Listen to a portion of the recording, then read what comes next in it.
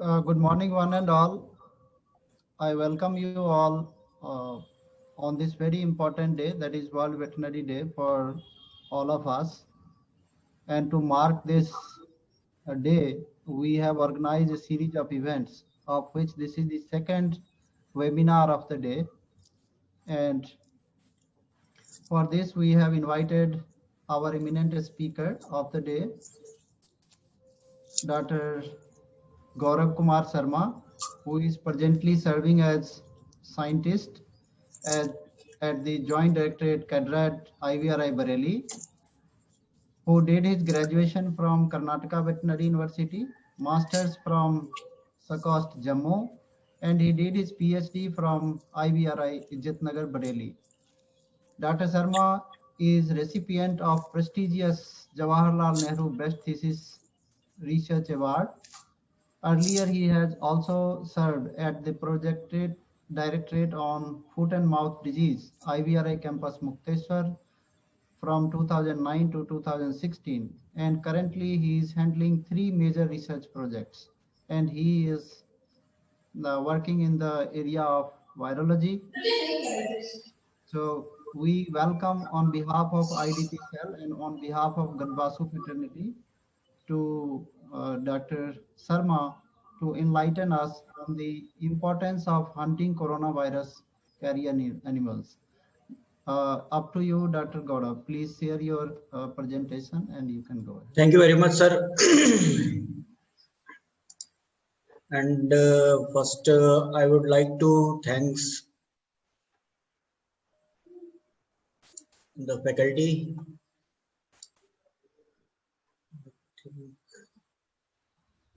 Okay.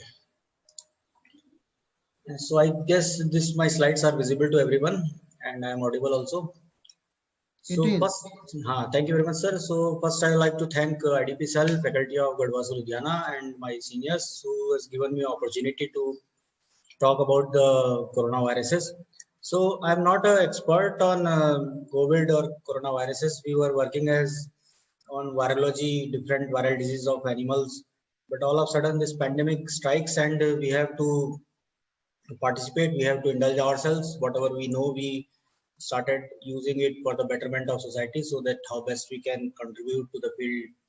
And this is the best example of One Health concept where veterinarians are contributing a lot. And I can assure you, since last 1.5 years, more than 1 year, and we tested lot many samples for human beings also, and we gave our expertise for the molecular diagnosis in terms of characterization of viruses to the human medicine also.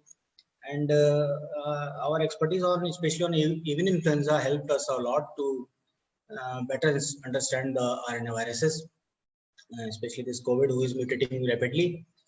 So this presentation I have briefed.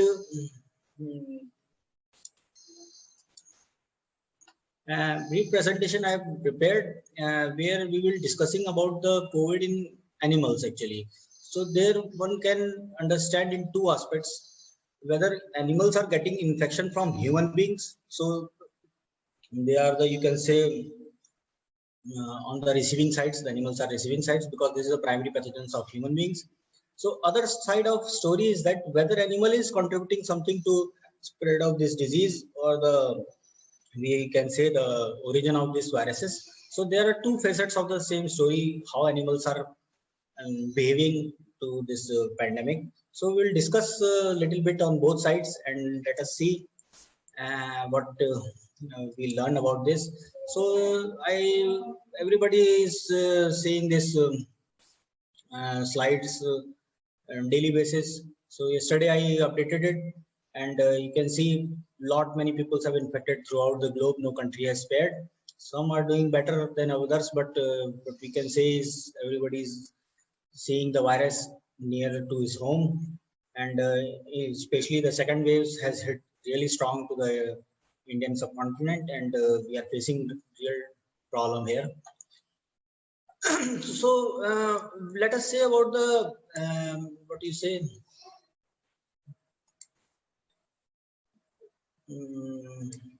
Okay. Status of COVID-19 in animals. So First, it's how it is defined. COVID-19 or coronavirus disease 19 is the disease that people get from being infected with severe acute respiratory syndrome coronavirus 2, or it has been named by ICTV as SARS-CoV-2.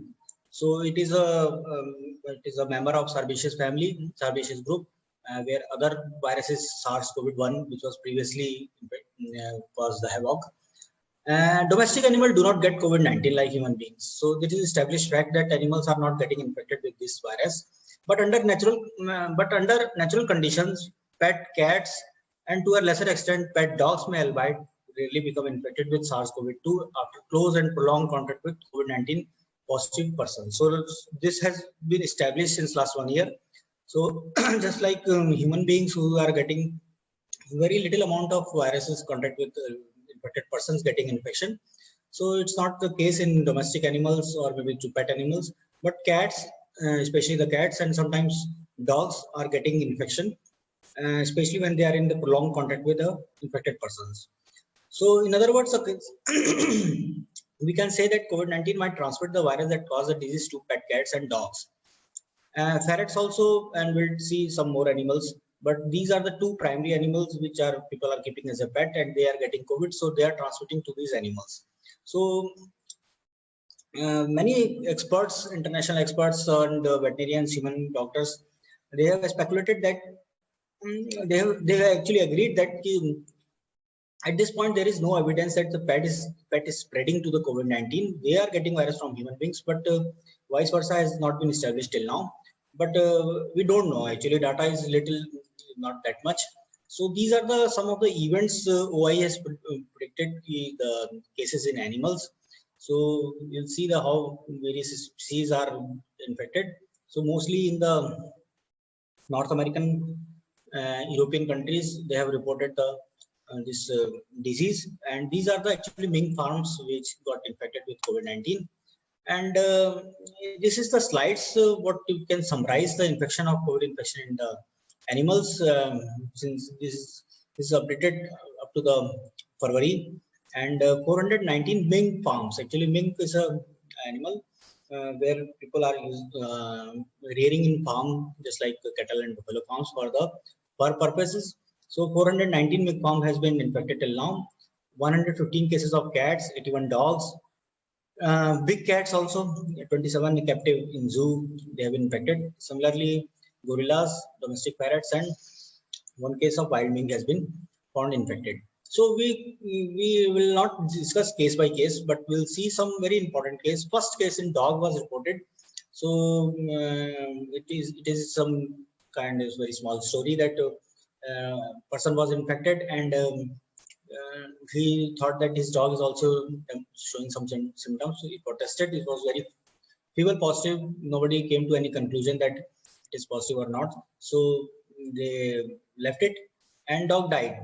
So we don't know because dog was aged. Somebody is saying that it was aged in the 17-year-old Pomerian. So it might have died because of other reasons, but they could not able to do the postmortem. But again, the sample tested and it was found being positive. So this was the first incidence that people thought, yeah, this virus may cross the species and affect other animals also. Similarly, the one story which came in newspaper and everywhere is the infection of a Malian tiger in Bronx Zoo in New York City. So it happened in the April 5th. Tiger was found positive and his handler was also found positive. Some other big cats which make the headlines of the stories are also available, but these are the initial studies which were found that big cats, dogs, and can also be get infection. So fear was the same. If a human can transmit the virus to animals, so vice versa is also true. So if one handler is giving infection to animals, so the animals will give the infection to visitors and other handlers also. So this was a main concern, primary concern for this for the detection of these animals. So very briefly, I'll tell you what are the symptoms. Actually, there is no symptoms that can be observed. Human beings, we are very keenly observing our symptoms. गले में थोड़ा भी होता है तो हम लोगों को लगता है कि यार कहीं कोई चेक कराने की जरूरत तो नहीं है. But animals, they are showing mild fever, coughing, difficult to breathing, lethargy, sneezing, nasal discharge, ocular discharge, vomiting, diarrhea. These are not very prominent symptoms that prompt any owner or any farmers to test his animal. But if they have COVID in their home and the dogs or the cats or maybe other animals are showing some respiratory distress, they should get tested. And we have to report it to the OI and we have to report it to WHO also. And properly it should be documented, because this is the serious concern that if animal is getting infected, they become carriers. So this is the our talk today, how it is important to trace those carriers and what role they can play in spreading of infection. Okay, so we have also tested several animals, and but what we can say, we didn't find any case till now in Indian subcontinent. And experimental conditions, people have also saw that this infection can be infected to various animals or not. So we did also here in our laboratory, but we use the cell culture model. And in abroad, where the ABSL facility is there, they have done with the experimental inoculation to the animals. So when you inoculate a purified cell culture virus to various animals, they will come down with the disease and show the symptoms. So parrots, cats. So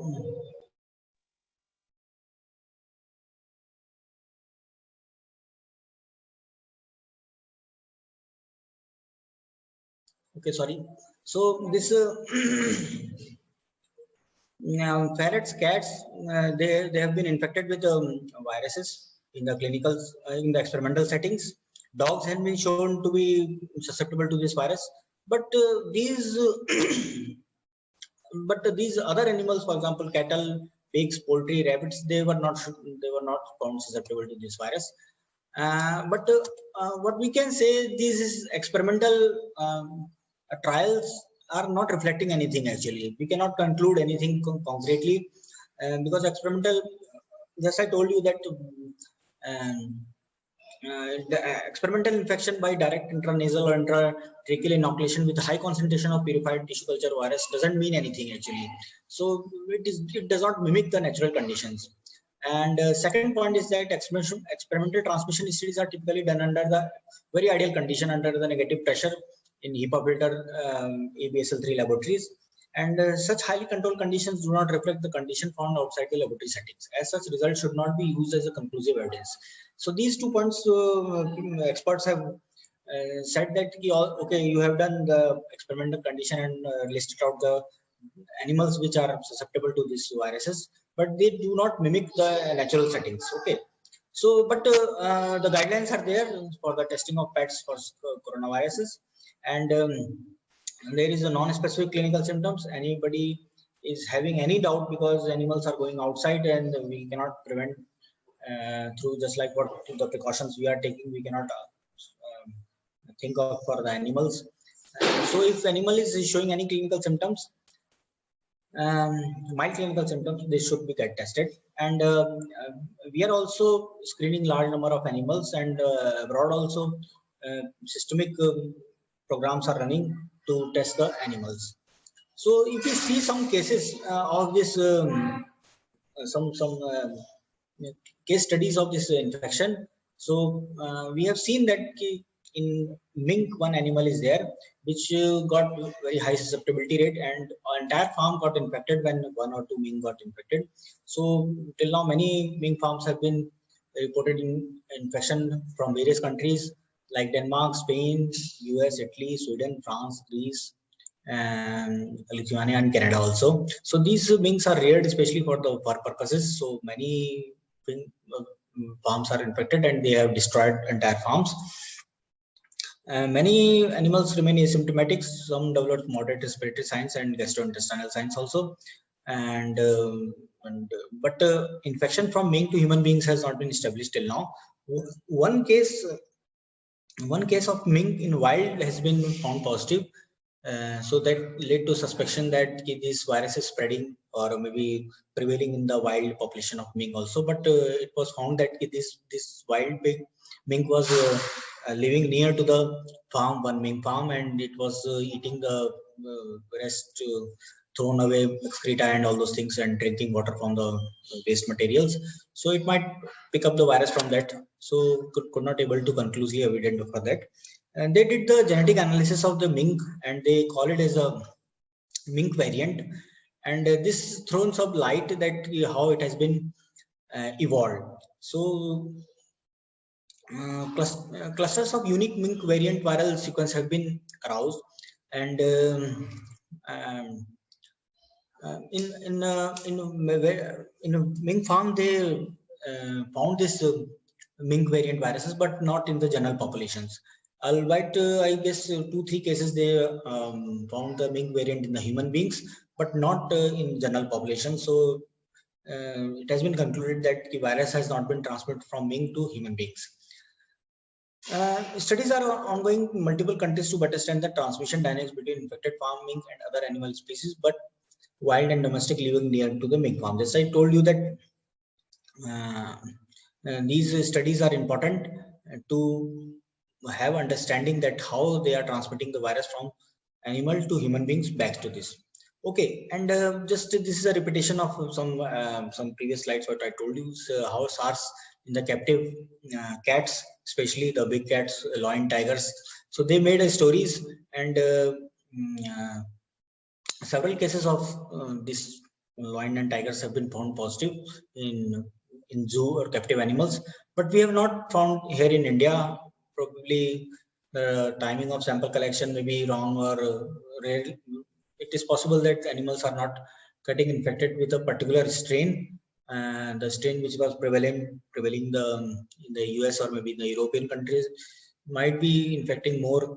So this is a preliminary study, and we are screening more number of these animals, wild animals, and hopefully we can conclude something. And the important thing is that we have to nucleotide characterize, we have to characterize genetically these viruses to arrive on some conclusions. So these animals have the genome sequence have been identified from these animals, and they have been found that these are matching to the genome sequence of the viruses which are circulating to the nearby human populations. So that has been established that these viruses have been crossed the species from human to animals. So the important question comes: the origin of virus. Everybody is talking about these viruses, how it has been originated. Various theories are circulating in the social media, but the scientific community has not arrived on any conclusion about the origin of viruses, but they have made almost a consensus that there is no evidence that animal plays significant role in spreading of SARS-CoV-2 to people. This is what I have said several times. So based upon the available information to date, the risk of animals spreading to COVID-19 people is considered to be low. More studies is needed to be confirmed. Okay, so they are studying using the more studies has been undertaken to using the modeling, that is a artificial intelligence they are using, computer modeling they are using the cell culture based studies, they are using animal experimentation, and revealing how tricky pinpointing source might be. So some experts have concluded that it is quite possible we will never find out the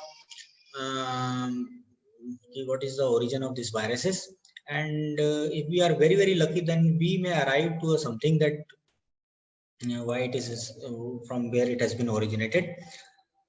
But till now, one thing has been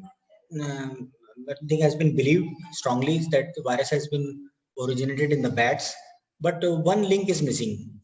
So how the virus jumped from bat to human beings? So there should be some intermediate species should be there. Why they are thinking that intermediate host is required? I'll tell you the next slide.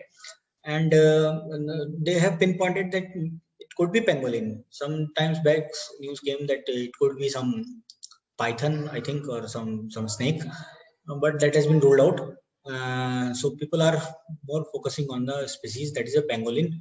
So from bat to pangolin, and from pangolin to human being. So this is the one theory of origin of this virus. So before going to the various theories that are embarked for the explanation of this origin of this viruses. One thing I would like to clear it that it is highly improbable that this virus has been emerged through laboratory manipulations. So this means that कि laboratory generated virus नहीं है, किसी ने बना के फैला दिया है. These types of things are, this seems untrue at this point of time. Why? Because if we see the genome of the sequence what is prevailing in the various countries, so it is not matching with the skeleton of any reverse genetic systems available for beta coronaviruses. So the people who are into the molecular virology or using the backbone of various viruses for development of vaccine candidate or for doing the host pathogen interaction, they understand that there is a backbone just like a plasmids, which is required for manipulation of any viral genome through reverse genetic system.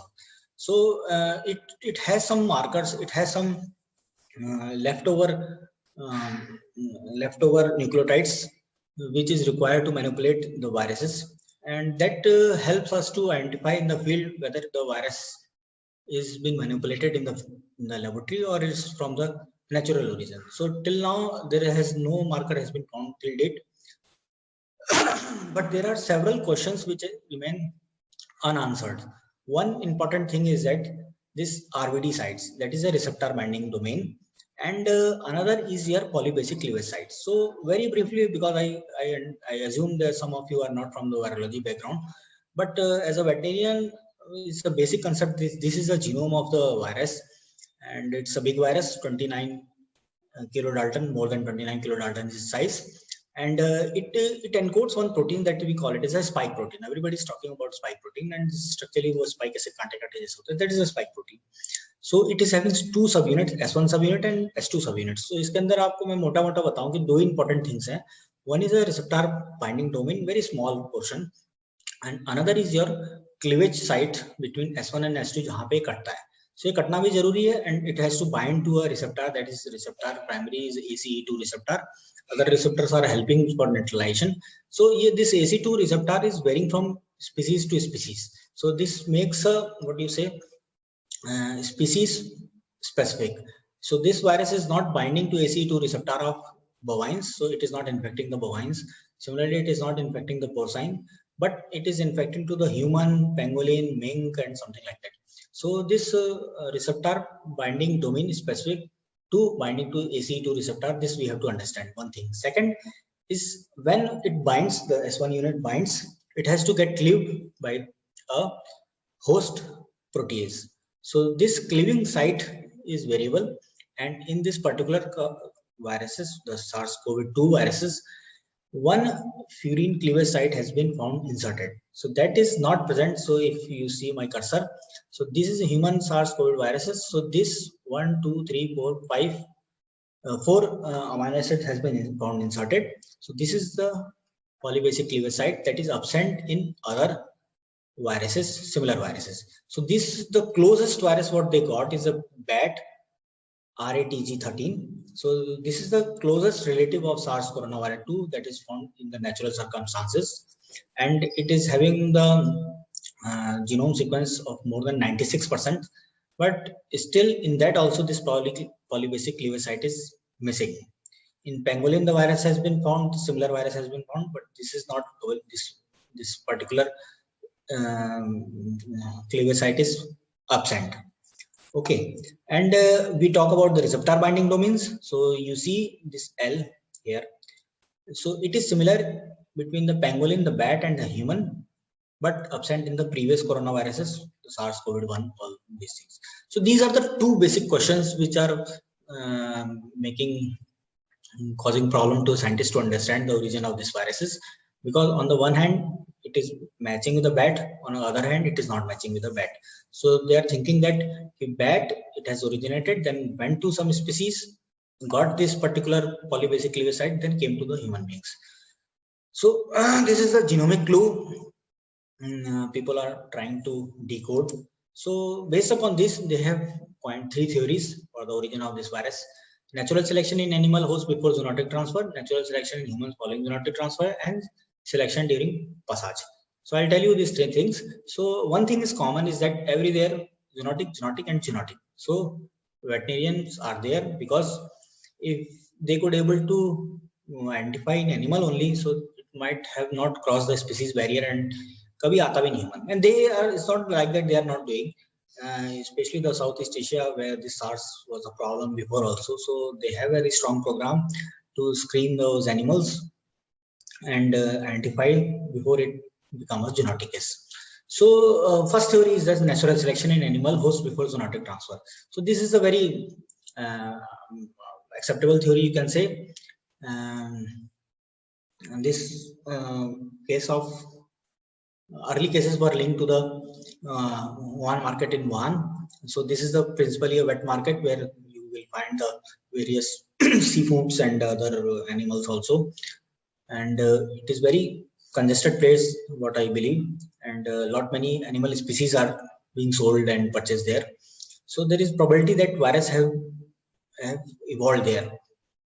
And given the similarity of SARS-CoV-2 to bad SARS-CoV like coronavirus, it's likely that bats serve as a reservoir host for its progenitor. So the same thing I'm repeating, that virus have been originated in the bats. From bats, it act as a reservoir for its progenitor. Some middle species is there, and one virus they found it's the RATG13 from the Rhinolophus affinis bat, and 96% of host genome similarity was found, but still and but there is a divergence in spike proteins, especially in the RBD domains, which suggests it may not bind efficiently to the human ACE2 receptor. So directly it has not come from the bat. शुरू में photo आया था ये one lady is eating bat. So I don't think a direct eating from the bat virus, this COVID has come to the human beings. And another species, that is a Malayan pangolins, that is illegally imported and used for consumption purpose, especially for the medical purposes in China since long. The government could not able to stop it, so still illegally they've been transported. So this virus is found in this particular pangolin is also very closely related to the human coronaviruses. So this SARS-CoV-2. This clearly shows that the SARS-CoV-2 spike protein optimized for binding to human ACT is result to a natural selections. So this is the theory what people have been accepted to an extent. But both these viruses, another thing is missing is that either in the bat coronavirus or pangolin coronaviruses, this polybasic cleavage site is absent. So this is causing a problem. This is a polybasic. Just I will telling you that. Although no animal coronavirus identified that is sufficiently similar to have served as a direct progenitor of SARS-CoV-2, the diversity of coronavirus in bats and other species massively undersampled. So this is the statement that concluded their findings. We do not have sufficient data. We do not have sufficient samples where we could able to identify the sequence from bat or from the pangolin. So it is possible that they might have missed some samples which have been progenited, but till date it is not conclusive. This theory is not conclusive. Mutation, insertion and deletion can occur near S1 S2 junction of coronaviruses, which shows that the polybasic cleavage site can arise by natural evolutionary process. So they might have missed because the sampling is not extensive. For the precursor virus to acquire both the polybasic cleavage site and mutation in spike protein suitable for binding ACE2 receptor, an animal host would probably have high population density. Okay, so this is statement they have issued, copied from their report. So these 2-3 statements they have issued, and they believe that this is not complete report, but this could be true. So second theory, the alternate theory, they came that natural selection in human following zoonotic transfer. So it is different from previous is that it is possible that progenitor of SARS-CoV-2 jumped into human, acquiring a genome feature described over through the adaptation and undetected to human transfer. I tell you this story. What? So they are telling that there is no intermediate host involved in this. From bat directly it came to human being, but it doesn't cause much damage to human beings because still the cleavage site, the polybasic cleavage site is not present in that viruses, but slowly from human to human it get transmitted undetected, no pathogenic symptoms, nothing, no respiratory symptoms. whatsoever. But during that adaptation, the virus acquired those polybasic lymphocytes and then became a huge transmissibility, it acquired the transmissibility and caused a pandemic, this current pandemic. So all SARS-CoV-2 genome sequence so far have genome feature described above are thus derived from the common ancestor that had to them. So this we call it as a most common recent ancestor, MRCA. This is the term coined by the bioinformaticians. So this is the genome sequence available from the entire world that is used as a data to analyze. So what certainly analyzed by machines, the computers. So what could be the MRCA? The MRCA means most recent common ancestor. So this they have analyzed and they found that this virus have emerged in sometimes in the late November 2019 to early December 2019. So this is the date which is coinciding with the first occurrence of the viruses in the China, Wuhan city of China. So it is quite possible, this theory is quite possible, it might happen. The virus has come from the bats and directly to human beings, and that has acquired the polybasic lymphocytes from human to human transmission only, and started transmitting and exploded. So sufficient opportunity could have arisen if there had been many prior zoonotic events that produce short chains to human transmission over an extended period. So they have actually expertise on working on the MERS also.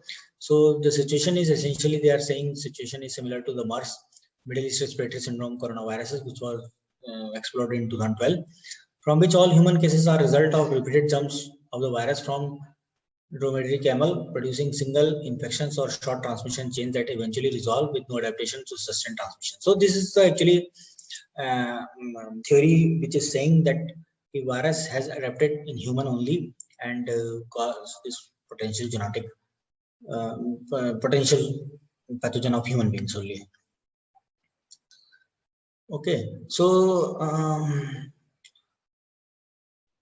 how to validate this theory? So they are saying that because already now our population is having this virus, human population is having this virus, so it's difficult to identify, it is impossible to identify intermediate virus. Intermediate virus means the virus from bat to human beings, so the early viruses which were not evolved to become a SARS-CoV-2, so it is impossible now, but serologically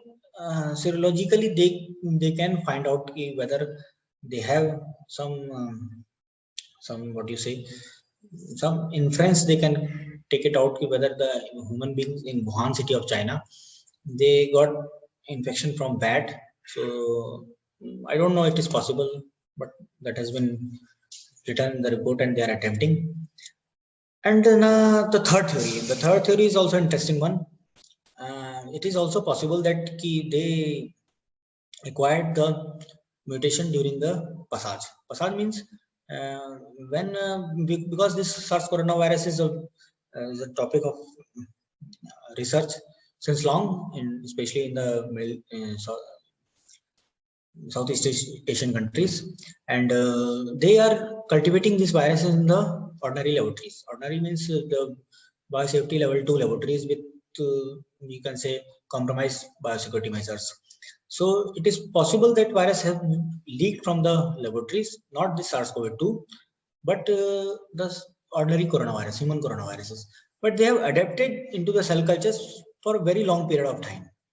So adapted means the passage 1, passage 2, passage 3 like that, keep on passaging into the cell culture, and after repeated passage, and it is quite possible that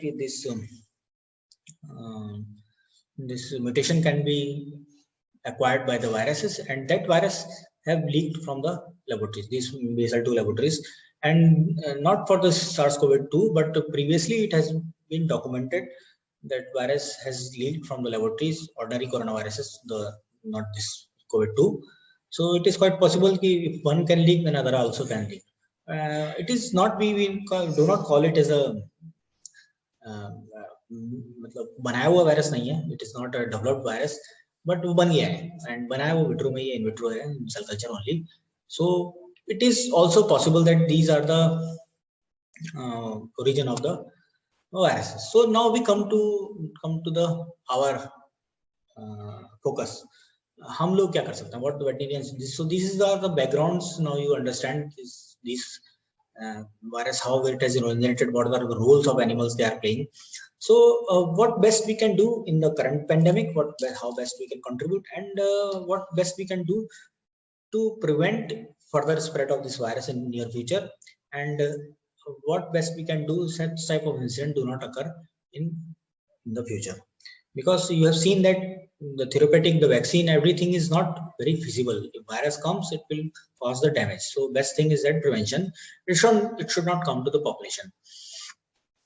And in theory, the virus could evolve as a circulate among animals, possibly in the ways that threat to efficiency of vaccine and make pathogen more deadly and infectious to our people. So this is the statement, and for our what you say initial statement, what we are saying.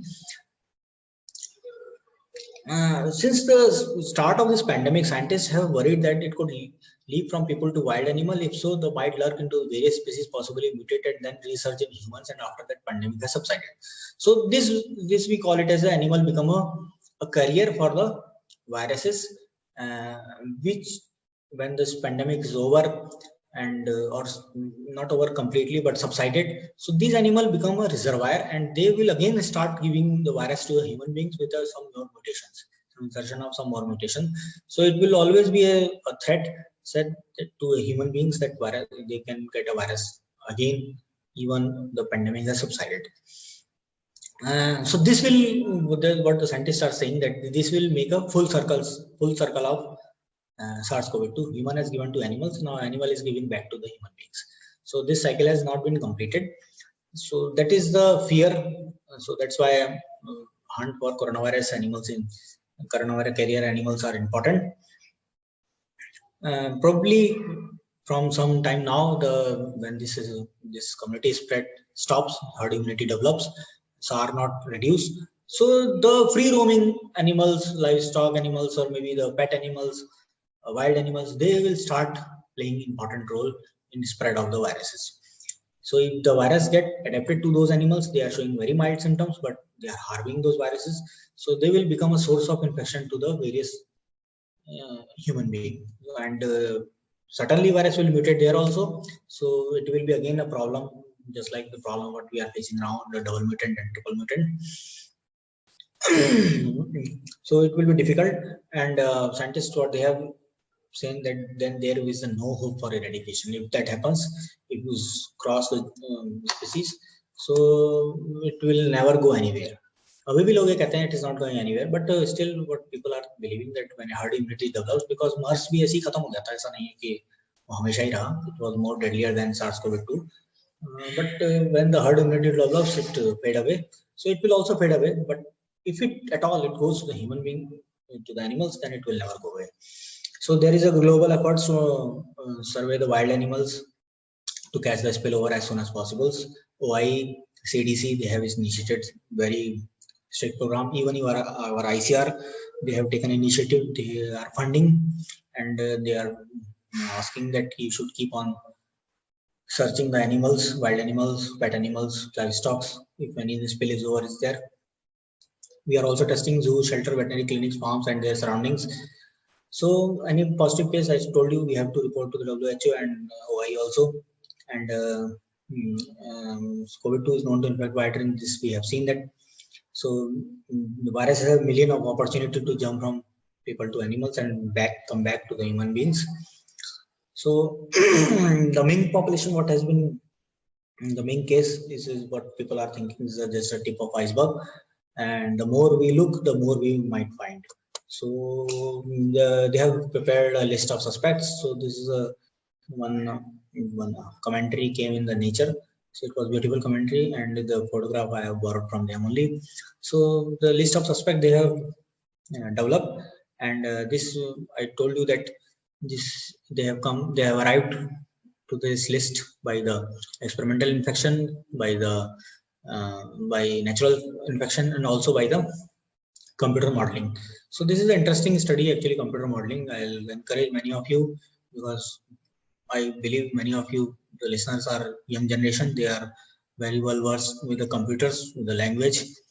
with computer programming. So you can take up, because this is the way, this is the particular field what Indians are lacking, and computational modeling especially. So they have used this model to model the structure of ACE2 receptor of various animal species, and they have tried to find out what the SARS-CoV-2 or maybe other SARS-CoV are binding or not, and accordingly they have developed a list of animals, of various wild animals, farm, raccoons, dog, coyote, many other species. They have found the list of suspects that needs to be screened continuously. So I'll conclude my talk saying that animals are susceptible to COVID-2, possibly by spillover infection from human beings, but from back is still debatable. It's not demonstrated till now.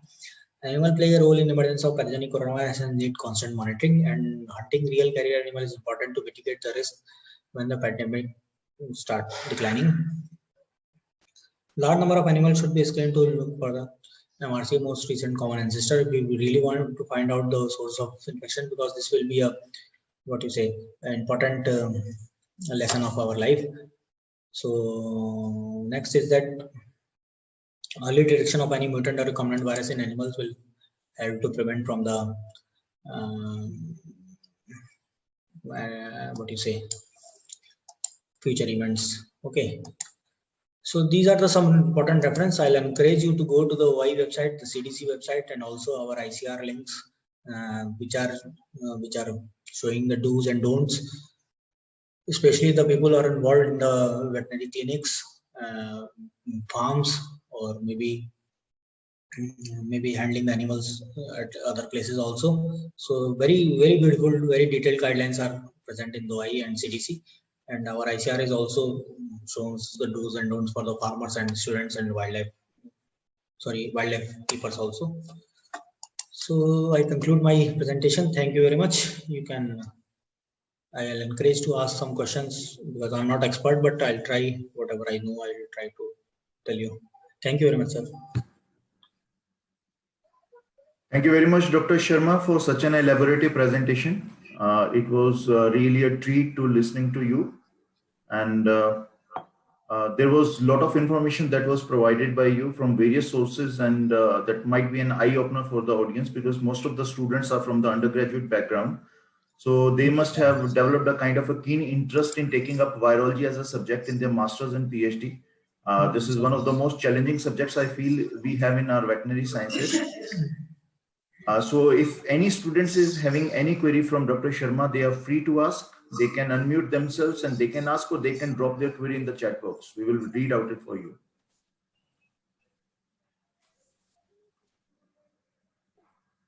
As Dr. Sharma has highlighted the role of the veterinarians, which is very apt to the current theme that we have taken up for the World Veterinary Day, the veterinarians' response to COVID-19. The work that they are conducting around the globe, that speaks volume about the contribution of veterinary fraternity in tackling the main issues, just like the coronavirus that has been, that has actually devastated a lot of things.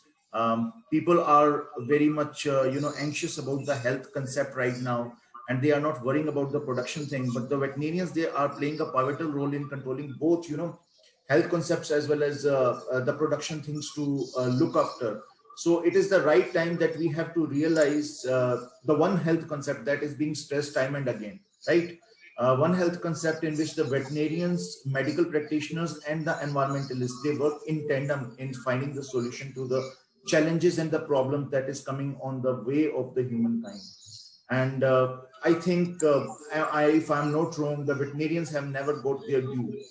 The due recognition that they have to be, gained after putting in so much efforts. The veterinarians have never been recognized the way they should be. But this is the right time, I think they must be, and they should be the part of the policy framers, policy makers, and they should be an active participant in looking at the effect, what potential effect any kind of infection, any kind of pandemic can put on the human race.